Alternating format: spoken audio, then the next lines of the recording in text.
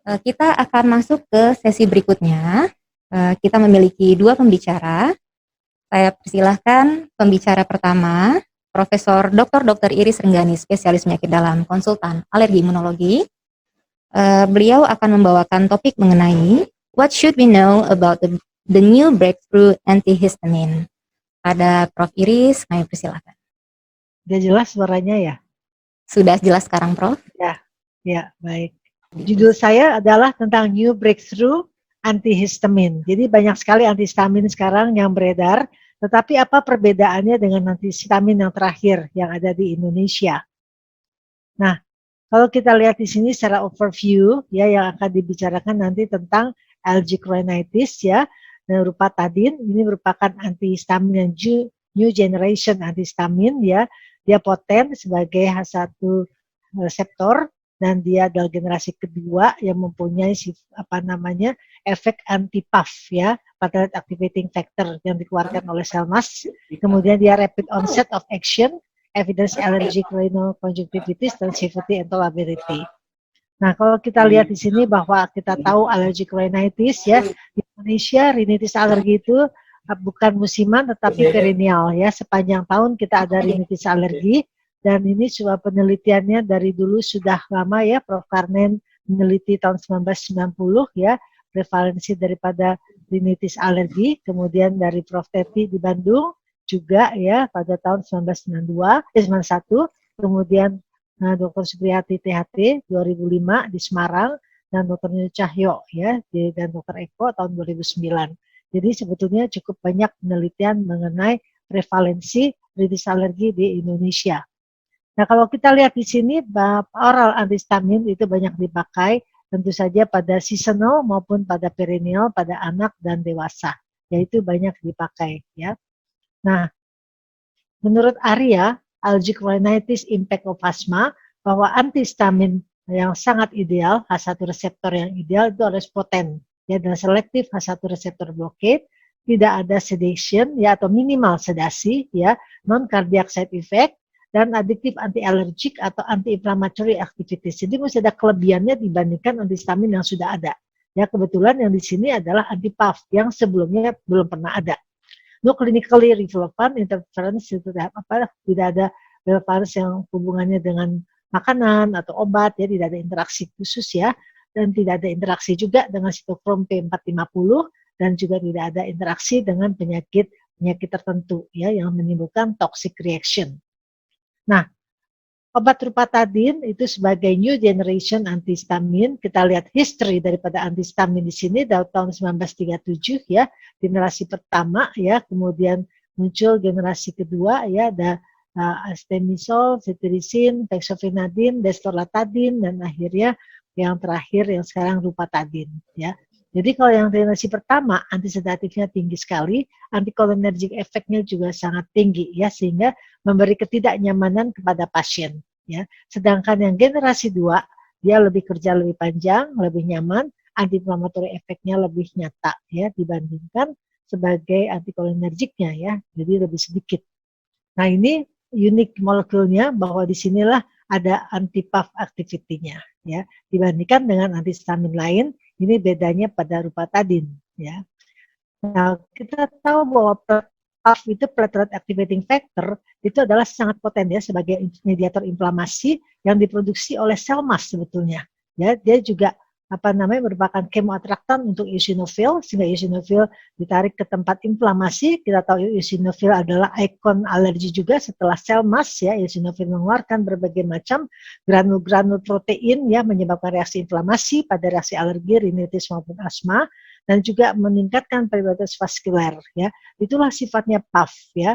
Dan kalau pada studi yang terakhir bahwa PAF itu meningkatkan juga total nasal symptom score ya, dan juga nasal obstruction-nya ya, sehingga itu akan mengganggu kualitas hidup daripada orang-orang atau penderita rinitis alergi.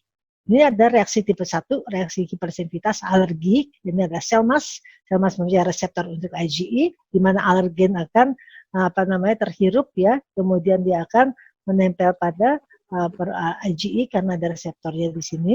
Terjadi reaksi antigen antibody, sel mas menjadi tidak stabil, sel mas mengeluarkan berbagai macam mediator-mediator inflamasi, salah satunya adalah PAF ya. Histamin yang paling sering ya, histamin tersering, tapi PAF ini yang banyak orang tidak terlalu disentuh ya, tapi saat ini kita khusus menyentuh tentang PAF ini.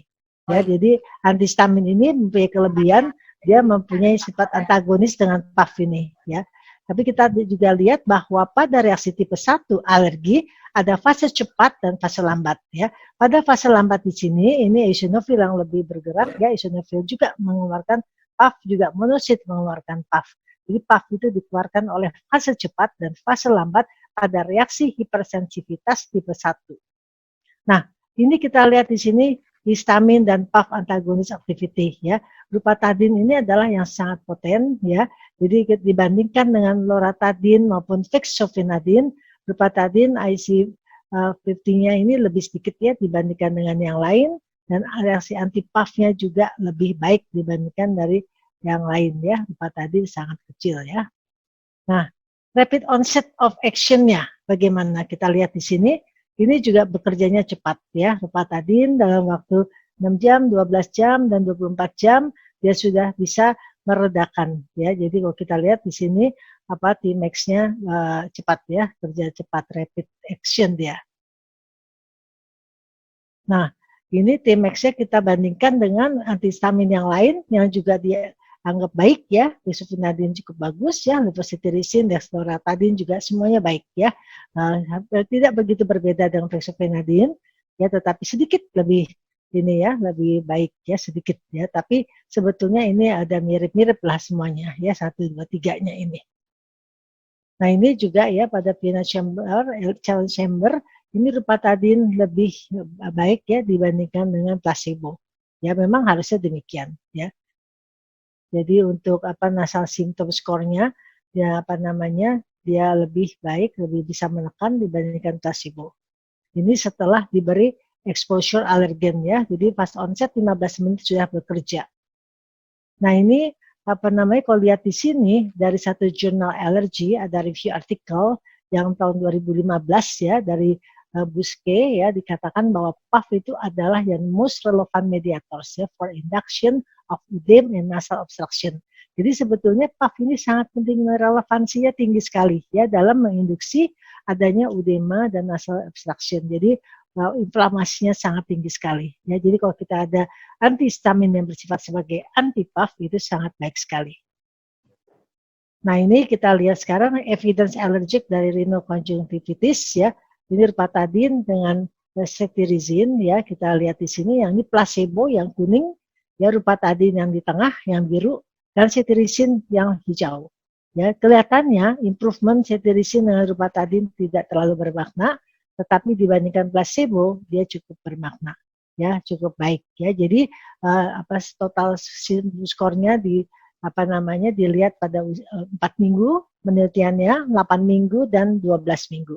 Di penelitiannya selama 12 minggu ya.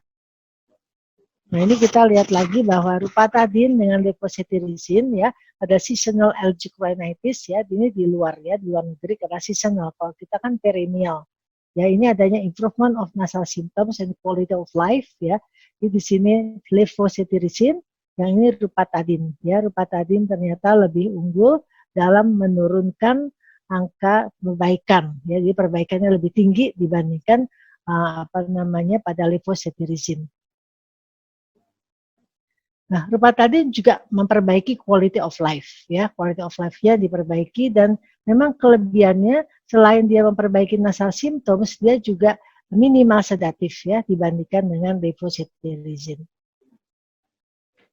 Nah, ini rupatadin memperbaiki quality of life. Kita lihat di sini baseline-nya ya untuk global score ya, rupatadin, kemudian ini 4 minggu ya, untuk simptomnya dia lebih baik, daily activities-nya juga, sleep disturbance-nya, dan psychological impact ya. Kalau kita lihat di sini ini sangat bermakna ya. Jadi rupatadin semuanya bisa memperbaiki quality of life-nya dibandingkan baseline. Nah, ini keamanan daripada rupatadin ya. Keamanannya bagaimana? Tadi kita sudah katakan bahwa dia minimal sedatif ya. Sebetulnya kalau orang menyetir minum rupatadin, anggapnya itu aman ya. Tapi kalau minum cetirizine atau levocetirizine itu ngantuk ya. Jadi memang harus berhati-hati ya. Beberapa antihistamin walaupun sama-sama generasi 2, tetapi sebagian memang ada yang lebih sedatif dibandingkan yang minimal sedatif. Sedangkan loratadin termasuk rupatadin ya, itu termasuk yang minimal sedatif ya. Bahkan kalau biasanya rata-rata orang tidak terganggu dalam pekerjaan. Nah ini pada driving performance, no difference with placebo ya. Ini rupatadin dengan placebo sama saja ya, artinya bisa ditolerir dengan baik pada saat orang menyetir ya, dibandingkan hidroksisin. Hidroksisin ini generasi 1, memang ini termasuk yang ngantuk ya. Ini juga kalau kita lihat standar sleepiness score ya, itu juga demikian ya. Nah, safety-nya memang rupatadin itu non kardiotoksik ya, dia untuk jantung juga tidak ada efek samping. Ada beberapa antihistamin yang sudah ditarik dari peredaran ya karena mempunyai efek samping ke jantung. Nah, itu sangat penting ya, kalau antihistamin yang mempunyai efek gitu ke jantung tentu saja menjadi tidak nyaman dan itu akan tidak dipakai lagi ya. Jadi dia tidak ada elongasi daripada QT ya. Nah, ini sebagai take home point-nya, bahwa rupatadin dia mempunyai dual action ya. Dia sebagai antihistamin generasi kedua ya, dan dia sebagai anti-PAF. Nah, anti-PAF-nya inilah kelebihan daripada rupatadin dibandingkan dengan antihistamin yang lain. Ya, jadi saya banyak memakai rupatadin tidak hanya pada rinitis alergi, tapi pada urtikaria juga baik sekali. Ya, sangat baik ya. Karena dia fast action ya, dan dia bisa, saya selalu berikan pagi rupatadin dan tidak ada efek ngantuk sama sekali pada banyak pasien ya, untuk yang urtikaria maupun yang rinitis alergi. Nah, fast onsetnya memang cepat ya, jadi pekerjaan cukup baik ya, dalam 24 jam lumayan. Tapi kalau kita masih urtikaria yang kronik sekali masih gatal ya, kita bisa tambahkan malamnya dengan antihistamin generasi 2 yang lain ya, seperti cetirizine. Karena untuk malam memang cetirizine enak untuk tidur ya, supaya pasiennya nggak garuk-garuk ya, seperti itu. Tapi rupatadin itu sangat efektif diberikan pada pagi hari, dia aman ya, aman untuk bekerja, tidak mengurangi quality of life ya, dan dia non sedating ya, memang tidak mengantuk ya. Mungkin ada pasien yang sangat sensitif untuk rasa ngantuk, tapi yang saya lihat saat ini belum ada yang mengeluh untuk ngantuk ya, untuk rupatadin ya. Dan dia juga efektif sesuai dengan recommended daripada guidelines allergic rhinitis ya, daripada ARIA, dia memenuhi syarat ya, bahwa tidak ada efek samping yang terhadap jantung maupun terhadap P450 ya. Jadi rupatadin ini sangat bisa ditoleransi dengan baik ya, dan sampai sejauh ini tidak ada efek samping yang dilaporkan seperti dizziness atau pusing ya, seperti itu.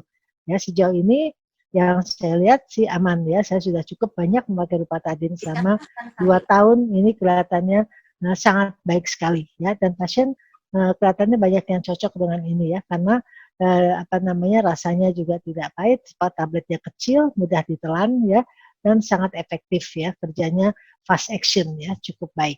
Baik, saya kira cukup sekian, terima kasih. Wassalamualaikum warahmatullahi wabarakatuh. Waalaikumsalam warahmatullahi wabarakatuh. Terima kasih Prof. Iris atas pemaparannya. Sejawat yang ingin berikan pertanyaan dapat mengetik pertanyaan di section Q&A. Simpan dulu pertanyaan untuk Prof. Iris karena kita masih memiliki pembicara terakhir, Dr. Ansari Saifuddin Hasibuan, spesialis penyakit dalam. Beliau akan membawakan topik mengenai meningitis vaccination for Umrah and Hajj. Dr. Ansari, kami persilahkan. Assalamualaikum warahmatullahi wabarakatuh. Selamat sore kepada sejawat dan peserta sekalian, Dr. Susi, Prof. Iris, dan guru saya semuanya. Pada sore hari ini saya diberikan tugas untuk membawakan materi mengenai vaksinasi meningitis pada jamaah haji dan umroh. Ya, jadi lingkup bahasan materi saya sore ini, nanti kita akan bahas pendahuluan dulu, kemudian faktor risiko haji dan umroh, dan rekomendasi vaksin berupa vaksin yang wajib dan vaksin yang dianjurkan. Meningitis merupakan vaksin yang wajib diperoleh oleh jamaah haji ataupun umroh sebelum berangkat ke Saudi. Mungkin nanti ke depannya regulasi akan berubah lagi karena sekarang pandemi COVID. Mungkin saja ke depannya vaksin COVID juga akan dianjurkan diberikan bahkan menjadi vaksinasi wajib. Namun sekarang yang wajib adalah vaksinasi meningitis. Jadi sejawat sekalian, ini adalah gambaran dan fakta perjalanan haji dan umroh bahwa banyak sekali umat muslim yang berkumpul di Arab Saudi lebih dari 7 juta setiap tahun untuk umroh, dan total jamaah haji dari seluruh dunia yang datang ke Tanah Suci tahun 2018 kurang lebih 2,3 juta, dan Indonesia sendiri tahun 2019 mengirimkan 231.000 jamaah haji dan kurang lebih 1 juta jamaah umroh. Dan tingkat kepadatan ekstrim ini akan meningkatkan resiko kesehatan. Dan jamaah haji Indonesia tahun 2018 itu 221.000 dan tahun 2019 ditambah 10.000 kuotanya hingga menjadi 231.000. Yang harus diperhatikan bahwa mayoritas dari jamaah haji kita dan umroh itu merupakan individu yang risiko tinggi. Risiko tinggi artinya usianya lebih dari 60 tahun, geriatri, dan juga dia mungkin di bawah 60 tahun namun dia memiliki komorbid. Ada penyakit kronis yang dibawa dari Indonesia seperti diabetes, hipertensi, kemudian penyakit jantung, ya. Dan ternyata dari data yang diperoleh dari Puskes Haji bahwa lebih dari 50% jamaah haji kita khususnya adalah individu risiko tinggi. Dan yang harus diperhatikan bahwa polusi udara di Arab Saudi seperti debu dan asap itu dapat meningkatkan risiko timbulnya penyakit, khususnya penyakit infeksi saluran nafas pada jamaah haji dan umroh kita. Iklim yang berbeda, kemudian penyakit infeksi, perjalanan jauh dari Jakarta ke Jeddah itu kurang lebih 9 jam, sehingga jamaah haji yang risiko tadi, khususnya geriatri, itu bisa mengalami dehidrasi dan kelelahan. Sehingga pada saat turun dari pesawat pun, terkadang jamaah haji tersebut sudah dibawa ke rumah sakit di Arab Saudi. Kemudian berkumpulnya jamaah dari banyak negara, ya, sehingga meningkatkan risiko transmisi penyakit infeksi, ya, khususnya meningitis yang dibawa oleh jamaah haji yang berasal dari Afrika atau African Meningitis Belt. Dan rekomendasi vaksinasi haji dan umroh bahwa semua haji dan umroh itu wajib memiliki sertifikat vaksinasi meningitis. Sedangkan vaksin influenza dan pneumonia itu direkomendasikan, tidak diwajibkan. Dan ada beberapa vaksin seperti yellow fever dan polio yang diwajibkan juga untuk jamaah haji yang berasal dari negara tertentu.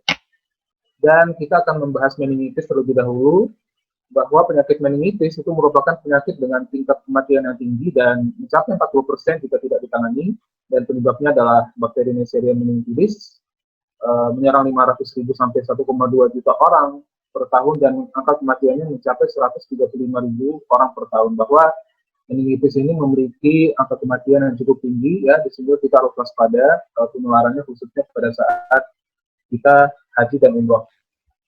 Dan bakteri Neisseria meningitidis merupakan bakteri gram negatif, aerob, diplococcus per kapsul. Ada 13 jenis serotip dari A, B, C, dan seterusnya, dan ada 6 yang menyebabkan epidemi, yaitu serotip A, B, C, B135, X, dan Y. Dan ini adalah African Meningitis Belt, ya, bisa dilihat di situ bahwa negara di Afrika, khususnya di Afrika bagian tengah, ya, itu banyak banyak negara yang mencakup di situ yang penduduknya itu merupakan endemi dari meningitis, penyakit meningitis. Dan ini merupakan serogroup yang diteliti pada tahun 2010 di African Meningitis Belt, bahwa yang paling banyak merupakan serogroup W dan A. Ya. Dan ini bisa dilihat di sini di peta sebarannya bahwa di Semenanjung Arab, Arab Saudi khususnya, itu yang terbanyak adalah serotip W. Sedangkan di African Meningitis Belt, seperti yang saya katakan sebelumnya, yang terbanyak adalah serotip A dan W.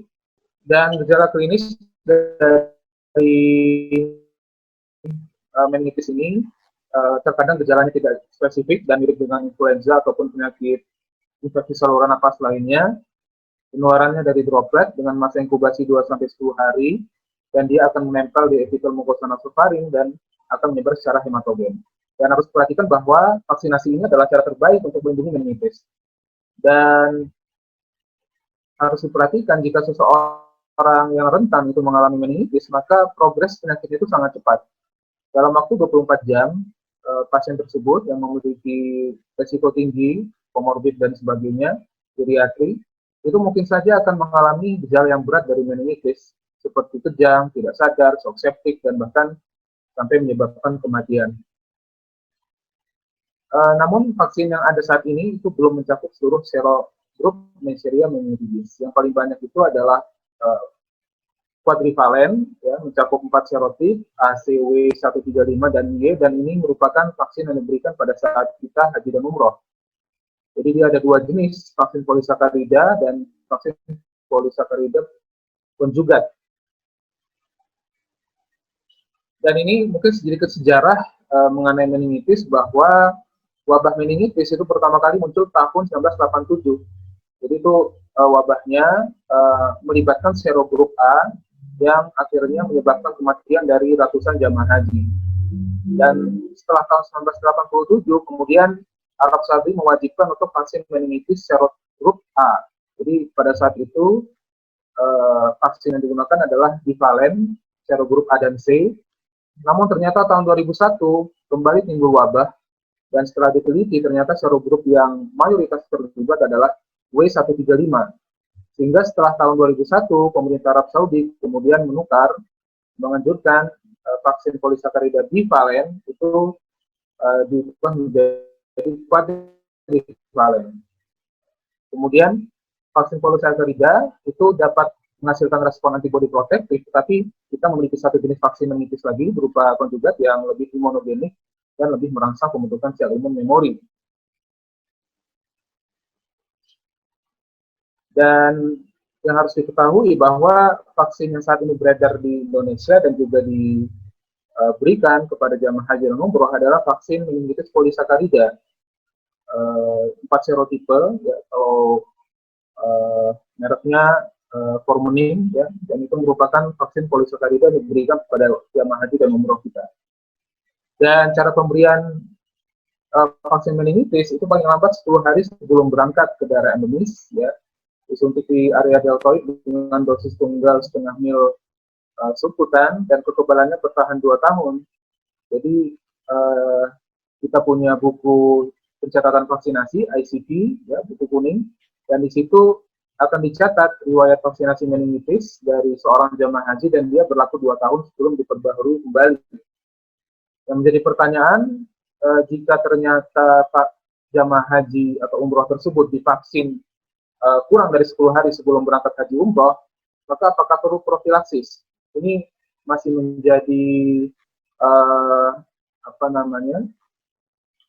perbedaan pendapat, ya, bahwa rekomendasi terbaru saat ini menyatakan bahwa profilaksis itu tidak diperlukan, ya, pada jamaah haji atau umroh yang terlambat divaksin, tetapi harus tetap divaksin, ya, divaksin meningitis, dan diberikan informed consent bahwa jika kurang dari 10 hari maka risiko pada saat berangkat dan di Arab Saudi untuk terinfeksi meningitis itu lebih besar.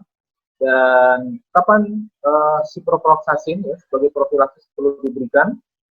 Jika ternyata di Arab Saudi itu didapatkan adanya kumpulan jamaah atau kelompok jamaah yang mengalami meningitis, ya, sehingga teman-teman yang jamaah haji tersebut yang berada dalam satu kelompok itu harus diberikan ciprofloxacin sebagai profilaksis.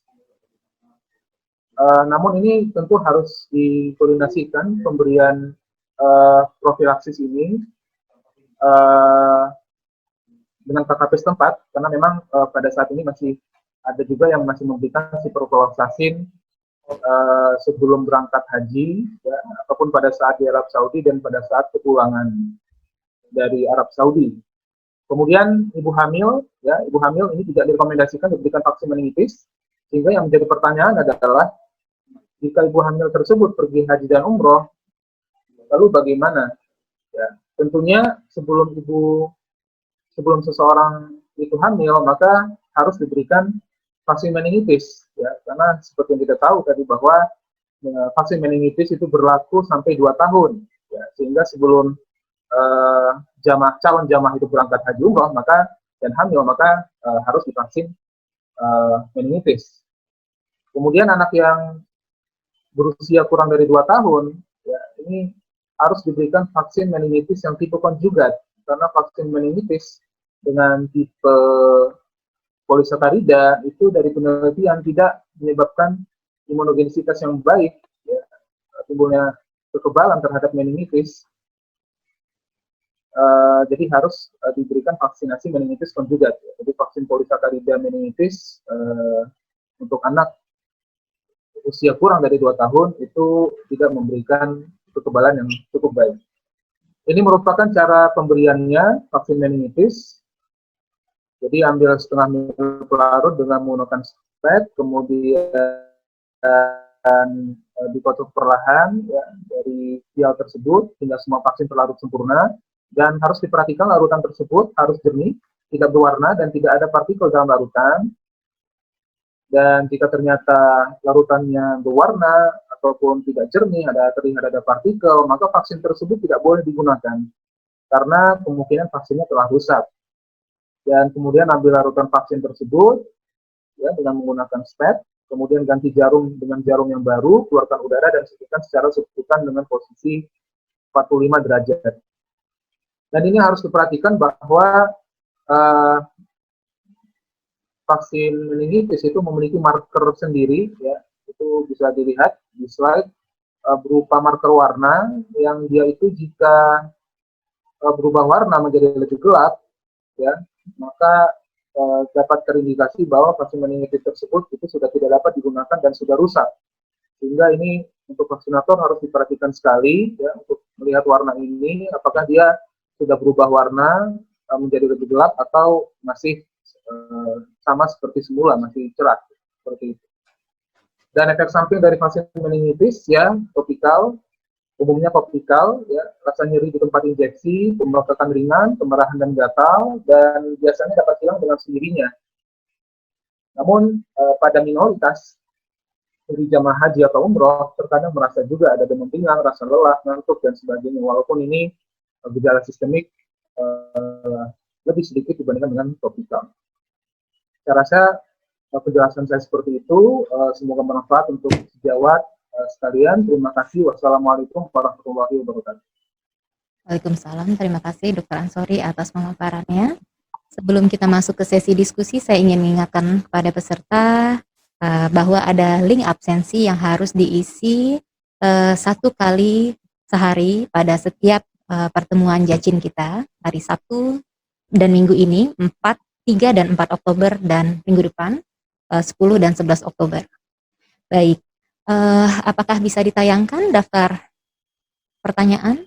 Mohon dibantu IT.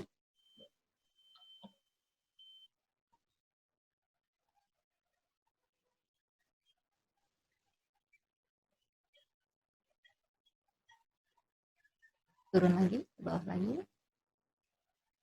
Baik, ada pertanyaan dari Dr. Laimena Yusak untuk Prof. Iris. Prof, apakah kombinasi rupatadin dengan steroid bermakna dalam meningkatkan efektivitas kerja obat tersebut? Ya, jadi untuk alergi memang kita seringkali memberikan steroid, ya, dikombinasi dengan antihistamin. Jadi memang sangat bermakna, ya. Justru kalau untuk rinitis alergi, antihistamin jangan dilupakan selain kita kasih nasal spray, kortikosteroid. Tapi pada awal kita juga bisa memberikan kortikosteroid oral, tablet, ya, dalam jangka pendek, karena untuk kita belajar nasal spray kan butuh waktu 5 hari sampai seminggu. Jadi setelah kita stop kortikosteroid 5 hari sampai seminggu, sementara rupavin sudah kita bisa mulai, ya. Jadi rupavin atau rupatadin sebagai antagonis PAF tadi, antihistamin yang terakhir, nah itu memang efeknya kelihatan sangat baik sekali, ya. Dia kombinasi dengan kortikosteroid justru baik, ya. Memang rekomendasinya kan memang dikombinasi, ya. Jadi dia tidak berbeda dengan antihistamin yang lain, ya. Jadi bisa diberikan dan aman untuk jangka panjang. Penelitiannya sampai 1 tahun itu aman. Dan kita tidak berikan, sementara untuk ibu hamil, wanita menyusui belum ada penelitiannya, jadi sebelum diberikan dulu, karena di Indonesia baru 3 tahun ya, masih awal. Nanti mungkin kalau perjalanan waktu dia berjalan lama, mungkin baru bisa diberikan seperti antihistamin yang lain. Tapi sementara belum dulu. Baik, Prof. Terima kasih, Prof. Sekalian menjawab pertanyaan kedua ya, tadi mengenai konsumsi Iya. jangka panjang dan wanita hamil. Masih ada pertanyaan lagi untuk Prof. Iris. Apakah ada risiko pemberian Rupatadin pada pasien-pasien dengan hipertensi? Bila ada pasien penderita COVID-19 yang sedang dirawat, kemudian juga menderita rinitis alergi dan harus mendapatkan Rupatadin, bagaimana pengaruh pemberian Rupatadin terhadap kondisi imunitas pasien tersebut? Ya, itu tidak berbeda bermakna dengan antihistamin yang lain. Tidak ada masalah Rupatadin diberikan pada penderita hipertensi. Karena Rupatadin itu tidak seperti steroid. Steroid memang kalau untuk orang hipertensi kita harus berhati-hati karena steroid juga menahan cairan sehingga tidak bisa diberikan kalau dosis tinggi dengan hipertensi. Tapi Rupatadin atau Rupavin ini aman sekali diberikan pada orang hipertensi karena dia memang tidak ada efek samping ke jantung ya. Jadi silahkan saja boleh diberikan pada pasien yang COVID dengan rinitis yang membutuhkan antihistamin. Rupavin juga tidak ada masalah untuk diberikan. Ya, jadi silahkan saja, dia aman untuk liver juga aman. Ya, jadi boleh dikatakan antihistamin ini bersifat aman. Ya, jadi silahkan dipakai untuk kelainan jantung atau kelainan liver itu tidak apa-apa. Terima kasih, Prof. Ada pertanyaan untuk Dr. Ansori, apakah vaksin meningitis boleh diberikan pada ibu hamil? Baik dok, terima kasih atas pertanyaannya. Jadi vaksin meningitis sampai saat ini belum memiliki penelitian yang menjelaskan bahwa betul-betul aman diberikan kepada ibu hamil. Belum ada penelitian yang jelas, sehingga vaksin meningitis itu tidak dianjurkan diberikan kepada ibu hamil. Nah, bagaimana jika ibu hamil tersebut ingin haji dan umroh? Nah, itu yang tadi saya jelaskan bahwa seorang wanita itu sebelum hamil harus divaksin meningitis terlebih dahulu. Karena dia kekebalannya berlaku 2 tahun, maka pada saat dia hamil dan dia ingin pergi haji dan umroh, kekebalannya masih melindungi tubuhnya dari meningitis, sehingga tidak perlu divaksin ulang pada saat seorang wanita tersebut ingin berangkat haji ataupun umroh. Terima kasih Dr. Ansori. Mungkin peserta ingin menanyakan juga, andaikan ibu hamil ini memang harus memang waktunya berangkat, baik untuk umroh atau untuk haji, bagaimana sikap kita? Apakah akan tetap memberikan vaksin meningitis atau memang tidak memberikan vaksin meningitis sama sekali? Ya dok, memang ibu hamil itu juga ada restriksinya juga, bahwa tidak semua ibu hamil itu dapat pergi haji dan umroh. Jadi untuk ibu hamil yang usia kehamilannya kurang dari trimester 2 itu tidak dianjurkan untuk berangkat haji umroh karena risiko dia untuk mengalami keguguran ya itu besar. Kemudian ibu hamil dengan trimester 3 itu juga tidak dianjurkan untuk berangkat haji umroh. Kenapa? Karena risiko melahirkan pada saat di pesawat dan sebagainya pada saat di Arab Saudi itu juga besar sehingga trimester 3 tidak dianjurkan. Jadi sekarang trimester 2 yang masih bisa dianjurkan untuk berangkat haji umroh ibu hamil. Namun tadi makanya jika ibu hamil tersebut belum vaksinasi maka sebaiknya ditunda dulu saja untuk berangkat haji umroh. Saran saya seperti itu karena keamanan untuk ibu hamil itu sampai saat ini masih dalam penelitian.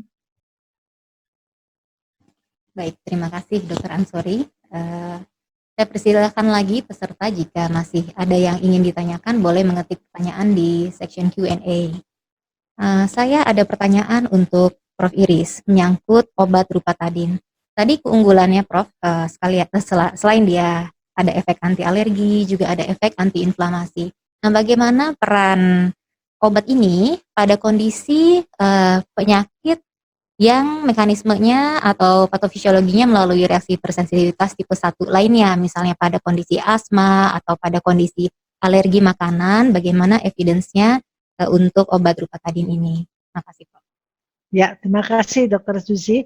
Jadi rupatadin memang untuk reaksi tipe 1, ya, reaksi hipersensitivitas tipe 1. Jadi kalau pada pasien asma dengan rinitis N1-LW1 disease, jadi yang dianjurkan adalah antihistamin generasi kedua, ya, yaitu rupatadin. Salah satunya bisa loratadin, bisa cetirizine, ya.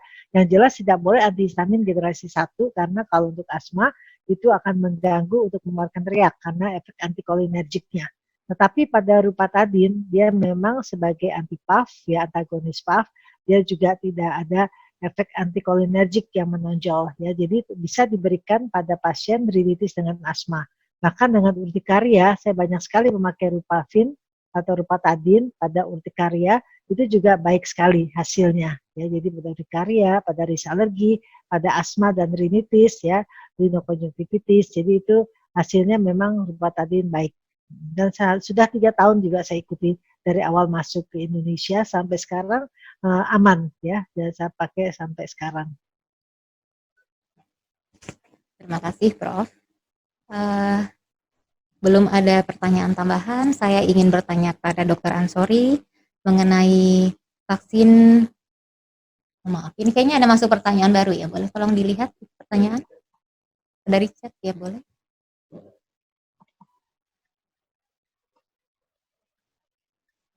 Oh ya, baik. Menyangkut vaksin, ya, untuk Dr. Ansori, mengenai pemberian vaksin meningitis dan influenza dan juga pneumokokus pada pasien yang hemodialisis. Baik, mungkin pertanyaan memang tidak spesifik untuk kondisi haji dan umroh, tapi boleh Dr. Ansori bantu dijawab. Terima kasih, Dok. Baik, Dok. Untuk vaksin meningitis sendiri pada pasien hemodialisis yang saya ketahui itu tidak ada indikasi khusus, jadi tetap diberikan dengan dosis yang sama, cara pemberian sama, dan kekebalannya berlaku 2 tahun. Mungkin yang agak berbeda itu adalah pemberian vaksin hepatitis B, yang memang itu ada sedikit perbedaan dari orang yang tidak memiliki komorbid seperti orang sehat, ya. Jadi dosisnya itu ditambah 2 kali, ya, 2 kali lipat, dan juga diberikan lebih banyak dari frekuensi dari orang yang memiliki imun yang baik ataupun orang sehat, seperti itu, Dok. Mungkin ada tambahan, Dokter Susi?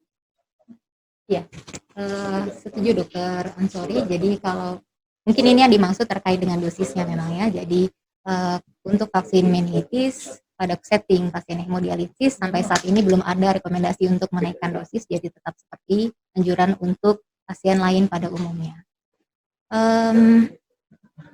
Belum ada pertanyaan masuk lagi. Baik, Prof. Iris, saya masih ada pertanyaan. Tadi rupatadin kita lihat bahwa waktu untuk mencapai T maksimumnya atau onset kerjanya itu cepat ya, Prof. Jadi kurang dari 1 jam. Nah, pada pasien yang rinitis alergi ini kan seringkali pagi-pagi baru bangun juga sudah langsung bersin-bersin, Prof. Langsung ada gejalanya. Jadi bagaimana? Apakah kita memang merekomendasikan itu minum obatnya pagi atau baiknya malam saja, Prof, ketika dia bangun tidak ada gejala rinitis alergi? Ya, biasanya saya kalau untuk rinitis kadang-kadang kalau memang gejala seperti itu kita masih dalam memberikan corticosteroid nasal spray, dan biasanya malam saya kasih antihistaminnya. Ya, kalau pada rinitis yang pagi-paginya masih ada serangan-serangan seperti itu. Ya, tapi kalau urtikaria kadang pagi, kadang malam, tergantung kondisi orangnya saja. Karena kalau berbeda kalau urtikaria, saya seringkali memberikan 2 macam antihistamin. Ada yang pagi rupafin atau rupatadin, yang malam saya kasih cetirizine karena dia ngantuk supaya orangnya nggak garuk-garuk, ya. Tapi kepada rinitis memang hanya cukup 1 antihistamin karena dia juga paginya diberikan corticosteroid nasal spray, ya. Jadi malam kita bisa berikan rupafin atau rupatadin, jadi sehingga paginya tidak terlalu ini. Tapi kemudian paginya kita juga memberikan corticosteroid nasal spray, ya, setelah hidungnya dibersihkan terlebih dahulu. Terima kasih, Prof. Iris. Baik, apakah ada tambahan pertanyaan dari peserta? Ya, ada pertanyaan yang mungkin bisa dijawab oleh Dr. Ansori dan Prof. Iris. Bagaimana pemberian vaksin meningitis pada pasien? Boleh ditayangkan lagi? Tertutup ini chatnya.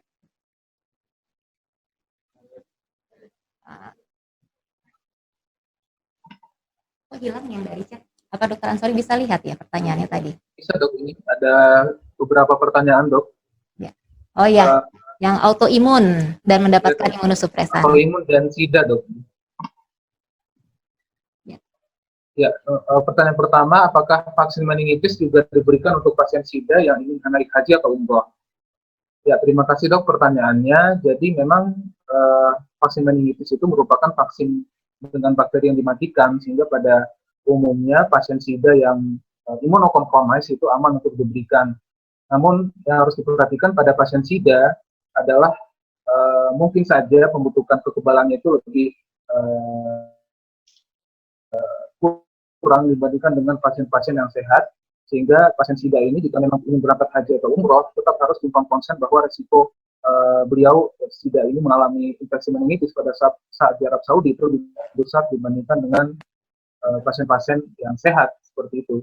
Jadi yang harus diperhatikan bahwa pasien SIDA memang yang kontraindikasi diberikan adalah vaksin hidup, bakteri atau virus hidup, karena dia imunokompromis, sehingga pemberian vaksin hidup itu dapat berisiko justru menimbulkan penyakit kepada pasien SIDA tersebut. Baik, masih ada pertanyaan satu lagi dok, yang mengenai autoimun ya dok? Ya, autoimun. Mungkin Baik, Dokter Ansori dibantu nanti dengan bagaimana pemberian vaksin meningitis pada pasien-pasien autoimun yang mendapat terapi imunosupresan, apakah obat perlu diberikan dahulu? Terima kasih dok atas pertanyaannya. Jadi memang pasien autoimun ini adalah pasien yang unik, ya. Jadi kita harus hati-hati betul, ya, bahwa pasien-pasien autoimun yang kita ingin berikan vaksinasi itu harus betul-betul dipastikan sudah remisi, sehingga pasien-pasien autoimun ini sebaiknya dikonsulkan kepada konsultan alergi imunologi klinik untuk dievaluasi apakah benar remisi atau tidak.